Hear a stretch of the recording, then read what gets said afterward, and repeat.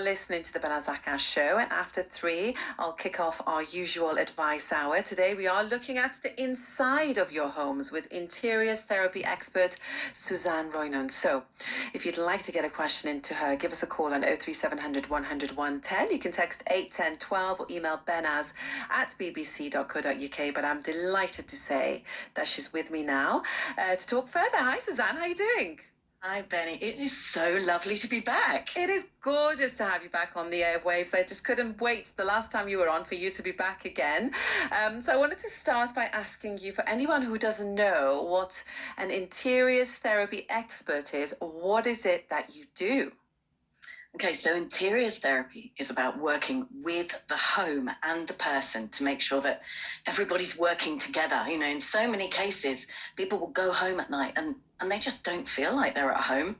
They might feel like they're in somebody else's space, or it's really unfriendly. So what I do with interior therapy is I go in and I help them understand how their home works and get it supporting them. So it feels really great all the time. And it's a kind of new level way to find a happier, more balanced lifestyle. Could you give us an example of something that we could be doing in our homes that's making us not feel at home?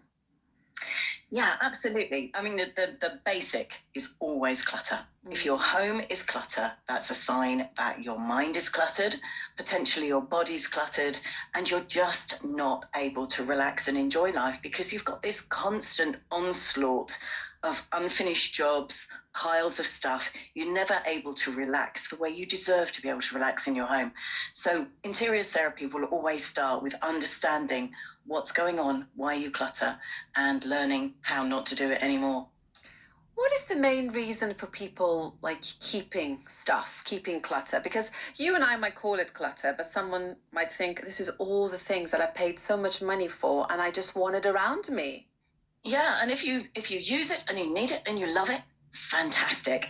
But there are 5 main reasons for keeping stuff that we're not using. There's habit, fear, guilt, confusion, and spite. And habit is the one that is probably the easiest to break. You know, when you're keeping it just because it's always been there. You know, there are so many stories I could tell you about people who've just kept something because it belonged to somebody and it belonged to somebody before that, and they don't like it at all, but they feel obliged to keep it. Spite is the nasty one. That's the one where people keep things because they know somebody else wants it. Oh, that's a very, very pernicious way of don't keeping do things. that. I know, it's poisonous. Seriously, it's such a poisonous reason to keep something. Yeah. But my goodness, you know, especially with divorces or the end of a relationship. Oh, I see. Or even in sibling rivalry, sometimes if there's an awful lot of struggle within a family, you'll find that somebody might keep something that they know the sister wants or something like that. So spite's a very nasty one. But yeah, those are the 5 main reasons. And actually the thing about interiors therapy is we kind of dig into each of those and understand why those reasons aren't helping and what you can do about them so that they don't impact your mind anymore. And it can impact your health as well, can't it? Because there'll be quite a lot of people who like to keep things, and they would be the last people who perhaps would want your advice. But if they are listening right now, explain to us how this, you know, having too many of our things can have an impact on our health as well. Absolutely. So clutter and an overcrowded, stuffy home is recognised by GPs across the country as being one of the signs that somebody is really not coping emotionally or mentally. And once that happens, you're also then impacting on your physical health, because the more stuff you've got in your home, the harder it is to get around.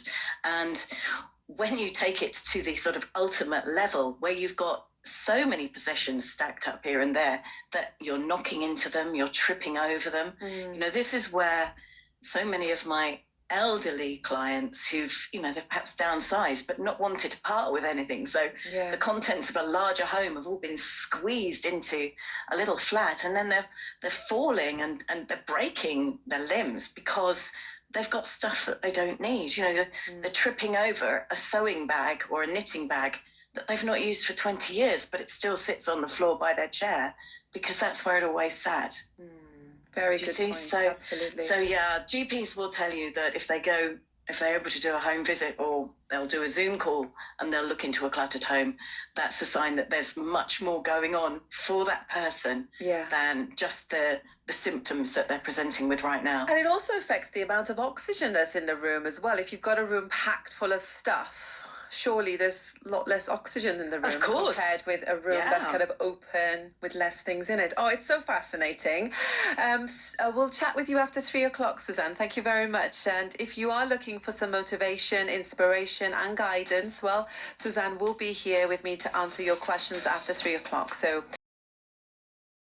And more of our attention at the moment is turning to our indoor space, isn't it? Making it all nice and ready for Christmas. So for the next hour, we've got interiors therapy expert Suzanne Roynon, who'll be helping you to face up to clearing the clutter and make the most of your home. If you're looking for help with your own challenge and have a question for Susan, email benhaz@bbc.co.uk. You can text 81012, or if it's a telephone you prefer, you can give us a call on 03700 100 110. Susan, are you with me? I'm with you now, yes. Fantastic. Well, I know keeping the house clean sometimes can be a bit of a challenge as it is, but when it comes to clutter, it's even a bigger challenge, isn't it? It's such a huge challenge, and just can't get to stuff to just get the dust off it. And dust is such a nightmare when it comes to health conditions and chest problems. And all of those things are exacerbated by having a lot of stuff lying around that you're not using. Do you know what? I would like for us to be able to encourage our listeners today to make a little bit of a start on decluttering. It doesn't have to be major, but can you give us some motivation at least on where we can start with that? Because sometimes it just gets a bit overwhelming when it's a bit out of control. Absolutely. Well, with interiors therapy, we use feng shui as one of the elements, and all of the wonderful energy that you want to bring into your life comes in through your front door. So let's start there. Have a look all around your front door. What have you got there? Have you got things hanging up behind it? Are there boxes or bins, junk mail stacked up on the floor, waiting to go out? Are there piles of shoes that maybe you haven't worn for years? And, it's the end of summer, but I'm going into places and finding that last year's gloves and scarves are still in a pile by the door. Wow. Go through them, check them out. Do they still fit? Do you still like them? Have they been eaten by moths in the interim? Yeah. Just check out everything and really look around your front door, your entrance hall, and say, does it feel great when I walk in here? And if it doesn't, ask yourself why and do something about it. And what effect do you think the failure to face up to, getting rid of all this clutter can have on a person?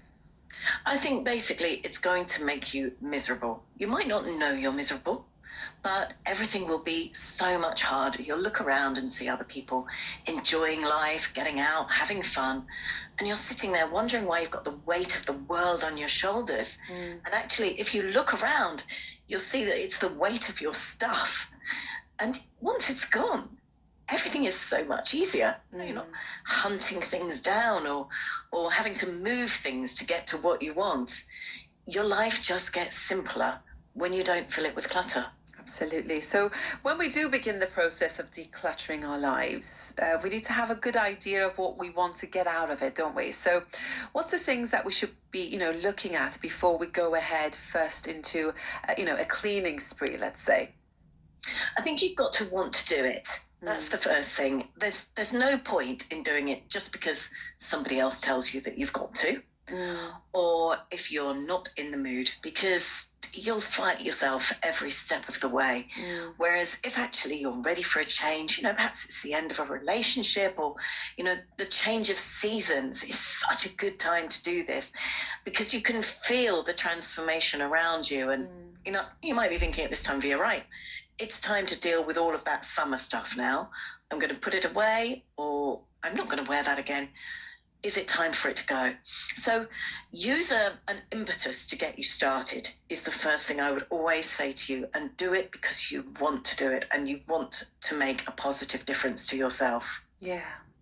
And it might be quite tough for some people to kind of stop, go inward, and, have a think about what it is that they want when it comes to all these things that they've got around them.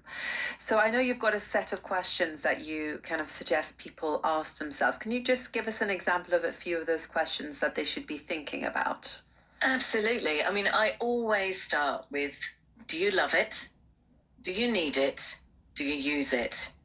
And then the next question I would ask is, how is this serving you?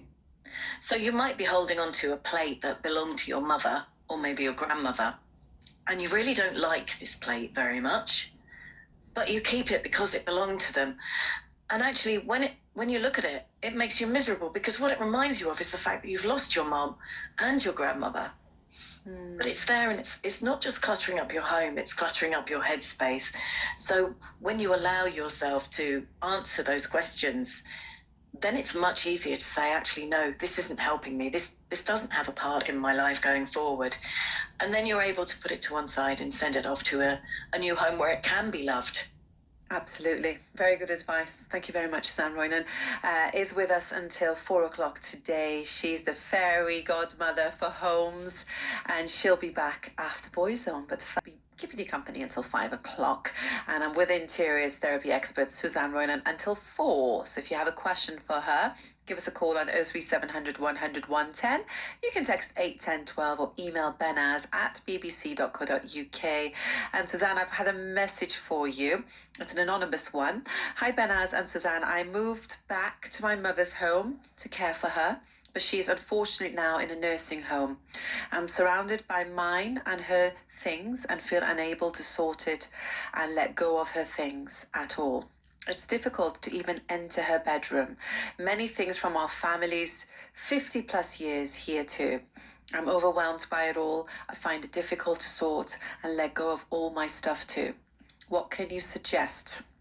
Any help would be gratefully received. It is tough if you're on your own, isn't it? It is so tough. And I have to say that so many of my clients are in this situation. And I'm thinking of one really lovely chap who'd lived in this 18-room house for 10 years with all his parents' stuff. And he'd brought his own stuff in, but all he had was a tiny corner of the hall that he basically made a nest in because he couldn't bear to deal with any of the other stuff. And so when we went in and started working, it was just like a breath of fresh air for him. It was as though he was empowered to just deal with it and look at things differently. And that's what you need. You just need to detach from it and say to yourself, okay, now I recognize that this has memories, but my memories of my mom and my family, they're all in my heart and my head. They're not in this piece of china or this coat or the duvet on the bed. They're not in her clothes. They're in your heart. And if you can allow yourself to start thinking that way, and then think about the way that all of those possessions, which are currently blocking that space and that energy for you and stopping you from moving forward, if you can think about the fact that those could have a new life, that other people could be wearing them, they could be sustaining families who perhaps have no money right now. Let's face it, things are quite tough after COVID. Some of those things could be helping other people to thrive and succeed while you give yourself the new space that you need to allow you to move forward with your life. And, you've been caring for your mum. You now need to take a step back and say, right, it's time for me. Yeah, and I guess it's difficult because this person's been looking after their mum. That's already work. And then the mum's gone into a nursing home. It's stressful. And then you come home to this mess and you think, where do I start? And where would you start? Well, you're so right. And you see, the thing is, it's the guilt that attaches to this stuff because, mum will have worked hard to get this stuff. Mum and dad probably for many, many years. And what's precious to mum isn't necessarily precious to you. You feel guilty about even considering letting it go or thinking about the possibility of maybe one day letting it go. Yeah. It's scary stuff. And, this is why sometimes it is so much easier just to ask somebody to sort of come and be with you and almost hold the space while you make a decision and reassure you that it's okay to make that decision. And you're not denying your family or your love or anything like that. You're doing nothing to be ashamed of. You're just doing something that helps you move on and not be stagnant in your life. You're not living your life for somebody else. It's always good to perhaps have an item, kind of keep an item from somebody. But I guess you don't need all the things, do you? No, you don't. And I think we chatted about this last time. I mean, I have my dad's bow ties. And not that my dad wore a bow tie all the time. He only wore them at Christmas and for very posh events. But those Christmases were so special to me that when he did die, I just grabbed a couple of bow ties. And I still have them now. It's nearly 20 years. Yeah. But I look at them and I think, yeah, that's great. That's Dad. But I don't need a whole house full of stuff. True. And I can't imagine that when I'm not around anymore, my family are going to think, oh, we must keep those bow ties because they belong to Granddad, because they won't have that connection to them. Yeah. But, I think if there's something that's really special, of course keep it, but don't keep everything just because. Absolutely. Thank you very much for that advice, and the best of luck to the person that emailed the show as well. I'm sure you're going to find the strength to start one room at a time, and I'd love to hear back from you as well once it's all done and dusted and you've got a bit more space. Now, what would you suggest in any situation where two halves of a couple have different attitudes on possessions? So you've got one that is quite happy to get rid of everything, and then you've got one that wants to keep everything and is causing problems. Oh, and that is the source of so many problems. Yeah. Yeah, and it's always somebody else's fault as well. That's the magical thing about it. Yes, well, I will always say to the one who believes that they live a clutter-free life, start with your own stuff, because you will have stuff that you're keeping that you don't need. Yes, you might be traveling a lot more lightly than your partner, but the best way to get a bit of a clutterbug partner to start taking responsibility for their possessions is to deal with your own first. Because what happens when you start dealing with your clutter and doing your interior therapy and getting your life in order is that everything starts coming right for you. And that's that's a bit of a I want what he's having thing. So yeah, they'll see the changes happening and think, well, that looks rather nice. What's he doing differently? Okay, so he's doing interior therapy. He's cleared up his space. I'd like that too. Thank you very much. And it's remarkable, really. It happens even across. One of my friends says time and space. You can be doing your own stuff and then hear from another member of the family that they've suddenly started dismantling the garage or tidying up a room. And it's just like the energy filters out from. Are you saying it's contagious? I think it is contagious, but in a very good way. Hopefully everybody that's listening is taking full on, what's the word I'm looking for? It's kind of inspiration. Let's inspire everybody to get rid of something at least before the weekend, and I want to hear all about it. So is getting rid of clutter something you feel it's kind of better dealt with as a household, or does it help to just get someone neutral in to kind of help? I think when you're trying to do it as a household, somebody's always going to have an idea, and somebody's going to want something that somebody else doesn't. And I think you can only ever deal with your own stuff. So, say you've got the nuclear family. Potentially the wife will deal with her own stuff, and she might deal with stuff of very young children. A mum will know what her children aren't playing with anymore. They've outgrown. And will be able to make a decision to pass those on to other families or children who would love to be able to play with them. But what I'll always say is don't deal with the stuff of your teenage children, your partner, your adult children. That's very bad news indeed. You can only lead by example. Oh, so don't get rid of stuff without telling them, which is what I've kind of been doing over the years. The stuff I think they're not going to miss. Well, that's in the garage. If there's a very holy pair of underpants or a pair of socks that you never want to see the light of day again, I don't think I have an issue with that. Yeah, but not the big stuff. No, if you're getting rid of their old football trophies that they've left in the garage for 20 years, that's not okay. Okay, fair enough. Thank you very much. Well, if you do have a question for Suzanne about organising your home, get in touch.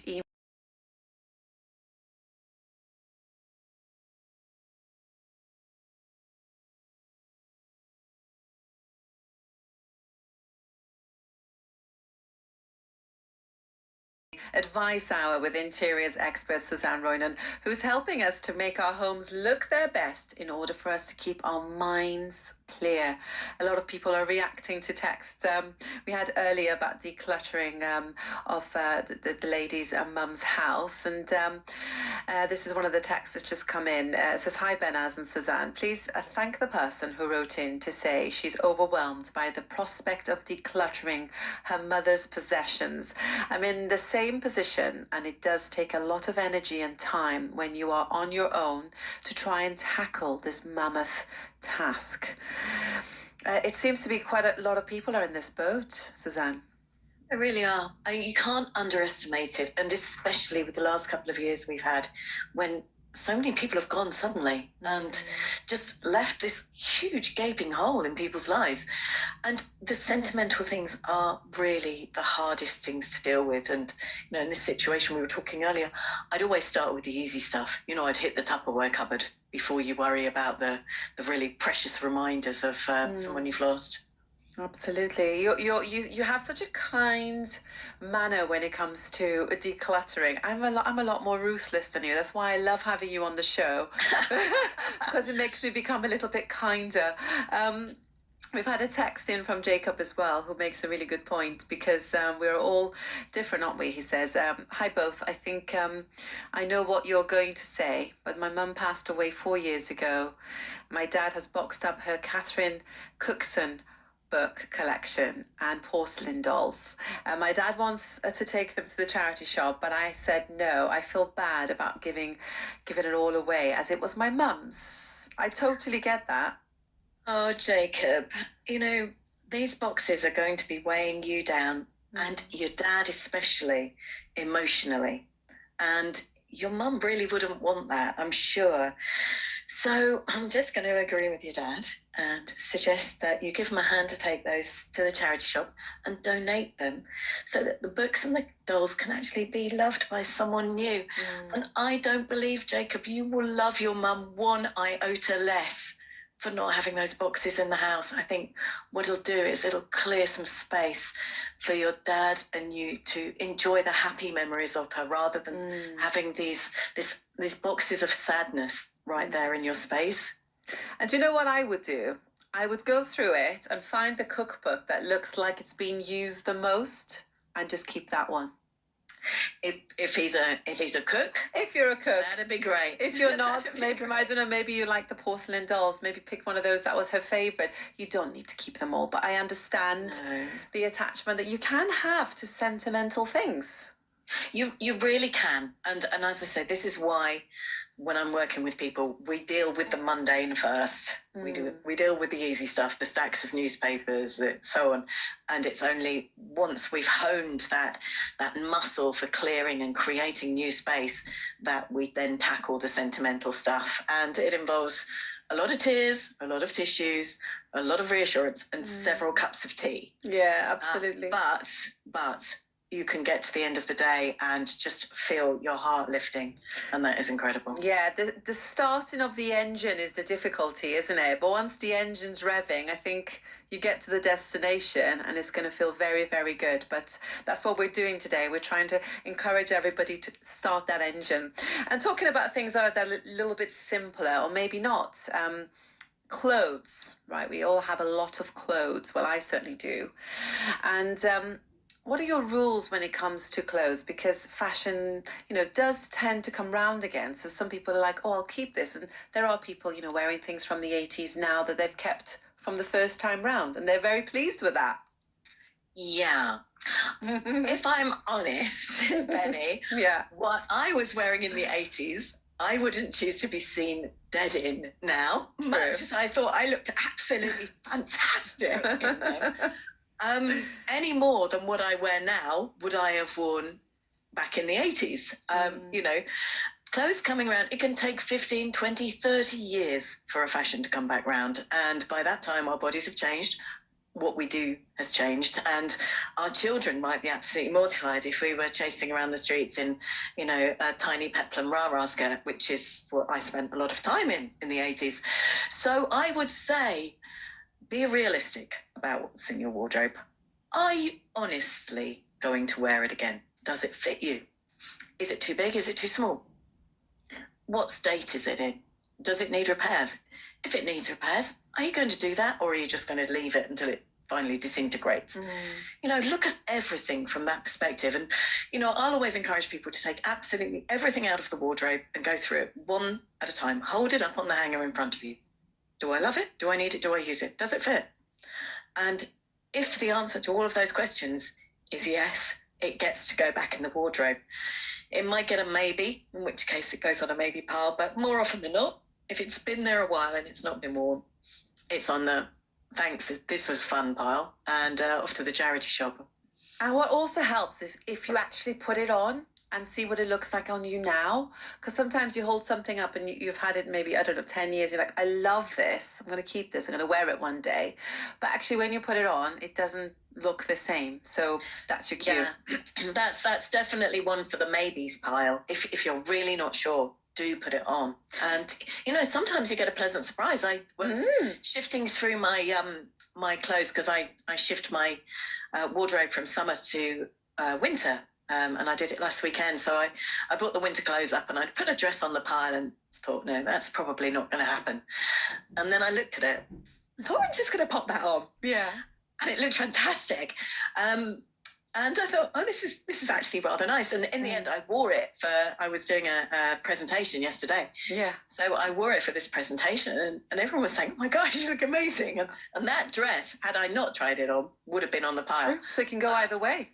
It can go either way, and I'm very open to it going either way. But equally, if I put it on and I hadn't loved it, I wouldn't have given it a second thought. Absolutely. And on the topic of fashion, we've just had a message from Suzanne in Wrexham saying, I want to thank you to Suzanne because I've moved a pair of shoes that were not mine. They belong to someone else in the household from my haul. I've just put them into a cupboard where they belong, and my haul is looking lovely. There you go. Always start small, right? Hey. Well done, Susan. Take control of your space. Yes. And if it is as simple as putting somebody else's shoes away in a cupboard, do it. Don't wind yourself up because they've abandoned them in the hall again. Just put them away. Brilliant. Well, you've got time to get your questions into Suzanne. If you need help to focus on what needs to make your home kind of work for you, you can give us a text on 81012. You can email benhaz@bbc.co.uk or call 03700 100 110.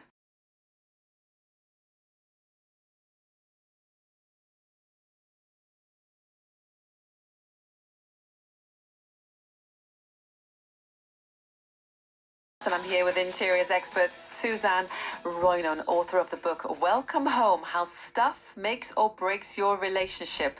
And we've been talking about breaking old habits and how that can lead to a more positive and fruitful life. Now, I want to start by asking you in this section about working from home, because lots of us have been working from home the past 18 months. And I guess it's quite important to kind of maybe section off your workspace from your living space.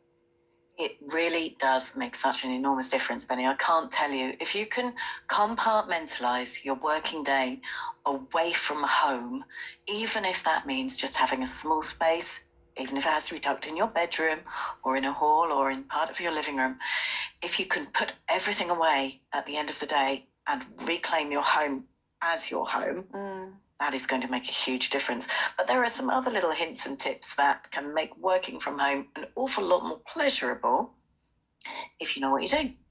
Okay, so what can we do to make it more pleasurable? I'm sure there's a lot of people just kind of scratching at the walls trying to get out and get back to the office because they've had enough of having the home as everything. Well, do you know, scratching at the walls is such an apt thing to say. Yeah. Because if you think about all of those, create your home office articles that we saw in magazines and online at the beginning of the whole process, they were all showing these little desks facing a wall. And if you're sitting facing a wall 8 hours a day, you're immediately reducing your perspective on life. You have no outlook whatsoever. You might as well be sitting in prison, frankly, in your home office space. So one of the first things I always say to people is, if there's any way that you can do this, turn your desk so you're actually sitting with your back to the wall. And your back then will feel supported, you'll feel protected. Nobody's going to be able to creep up on you from behind without you knowing they're there.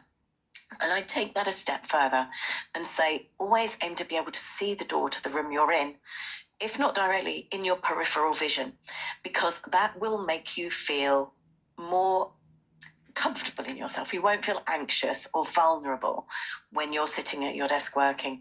And those things, that anxiety, the vulnerability, it's been hard enough with COVID, but if you're actually sitting with your back to a door in a room that anybody can walk into and you might not realize, that just ups your anxiety levels to such a degree. Yeah, there's so many meetings we've seen on Zoom with people coming in the background because, you know, you've got your back to the door. If you're facing the door, you can kind of make a face and say, I'm on a Zoom, kind of get away. But what if you're facing a window? I mean, if I had a choice to have my back to the door but have this beautiful view in front of me, I would choose that rather than looking at the door.